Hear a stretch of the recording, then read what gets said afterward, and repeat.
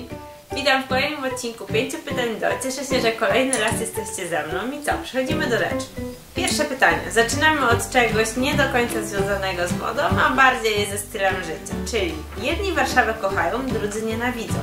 Jak Ty odebrałaś stolicę i warszawiaków, zanim los sprawił, że stała się Twoim drugim domem? W ogóle bardzo poetycko ujęte.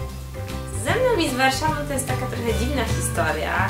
Z taką pewną nieśmiałością, bo kiedy tu przyjechałam w liceum, byłam tu może z 3 razy, to miałam do Warszawy dosyć ambiwalentne uczucia. Uważałam, że to jest taka trochę podróbka Nowego Jorku, gdzie wszystko jest za dużo, za szybko, wszyscy się spieszą i źle sobie życzą.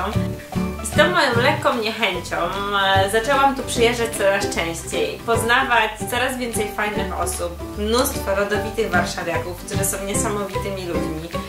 I okazało się nagle, że Warszawa tak napawa mnie pozytywną energią i takim, wiecie, że chce mi się coś robić, chce mi się działać i że tu są ludzie, z którymi mogę to robić. I co, czy muszę mówić, że teraz Warszawę kocham i nie zamieniłabym jej na żadne inne miejsce? Pewnie bym nie zamieniła i dopóki stąd mnie nie wywieje, gdzieś mnie nie rzuci świat, myślę, że jeszcze długo się nie wyprowadzę. I tak naprawdę, pomimo tego, że mieszkam tu pół roku, to do Warszawy mam mega ciepłe uczucia i chyba czuję się tu lepiej niż w Szczecinie, w którym mieszkałam całe swoje życie. O czymś to świadczy. 2, czyli czy zdarza Ci się pośmiać, nie móc spojrzeć lub pomyśleć oh my god, jak mogłam to ubrać, mając przed sobą swoje zdjęcie sprzed kilku lat? Szczerze, to lubię się z siebie pośmiać i nawet jeżeli teraz patrzę na jakieś swoje zdjęcia z początku vlogowania i myślę sobie, no to się panna ubrała, to w tym samym momencie świeci mi taka mała myśl, że gdybym ja wtedy sobie nie poszalała, nie poeksperymentowała, nie poszła o krok za daleko, to pewnie prawdopodobnie tkwiłabym w jakiejś zamkniętej skorupce. I nie bójcie się! Przecież zawsze powtarzam, że wolę zrobić o krok za daleko, a potem się cofnąć, niż bać się w ogóle wyjść przed szereg. Pytanie numer 3, czyli ile masz wzrostu? Podobno jesteś niziutka. Nie wiem, czy jestem niziutka, na pewno nie jestem duża. Mam 1,63 m i wiele osób gdzieś tam, jak mnie widzi na żywo, to reaguje: co? Gdzie jest Tamara? A Tamara tam krąży na podłodze, ale zawsze wystaje mi coś nad głową. Oczywiście na żywo nie jestem wysoka jak Karli Kloss, ale nie narzekam. Przynajmniej mogę zakładać 16 cm szpilki i nikt mnie z tego nie rozliczy. Pytanie numer 4, czyli na kanapie u Macadamia.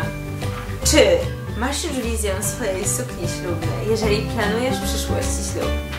Szczerze, nie planuję ślubu, nie planuję sukni ślubnej. Ten temat jest dla mnie tak odległy jak kolejna epoka lodowcowa. Ale jak każda kobieta, nie będę ściemniać. Myślałam o tym nie na zasadzie tego, co ja bym wybrała i co ja bym założyła, ale na zasadzie takich bardziej dziecięcych marzeń. Teraz nie zaprząta mi to głowy, chociaż myślę, że jeżeli będę kiedyś brała ślub, a mam nadzieję, że to się wydarzy, nie wiem, czy pójdę w kolory. Myślę, że to będzie zależało od tego, w jakim miejscu będę brała ten ślub.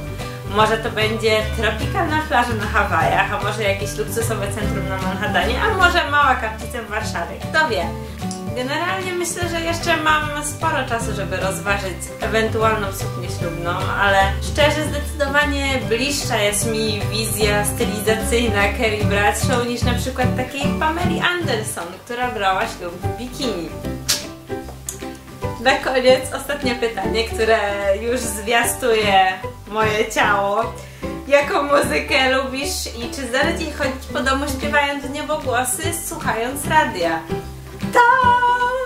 Zdarza mi się, że słuchajcie, fałszuję jak słoń. Ale robię to bardzo często. Uważam, że nic tak nie nastraja pozytywnie jak odrobina tańca sam na sam. Zdarzają mi się takie wieczory. Ja, radio, kanapa i oczywiście kapciuszki, żeby sąsiedzi mnie nie zbojkotowali. Tańczę sobie w niebogłosy słuchając Marvina Gaye'a, Rity Ory, Michaela Bublé albo Roda Stewarta. Mam starą duszę, sorry. Jeżeli macie kilka wolnych wieczorów w tygodniu i odrobinę dystansu do siebie, polecam. Osobiście nie chciałabym, żeby moje nagrania wypłynęły do sieci, bo myślę, że to by było gorsze niż seks taśma. I tym roztańczonym akcentem kończymy dzisiejszy odcinek 5 pytań do. Zachęcam Was do zadawania kolejnej porcji takich fajnych pytań w komentarzach i do subskrybowania kanału. I co? Do zobaczenia! Raz, dwa, trzy, no kurde. Zdecydowanie Robię sobie piramidkę. Nie wiem, czy... Nie wolę kolor akryli. Dla akryliku to 2. Dobra.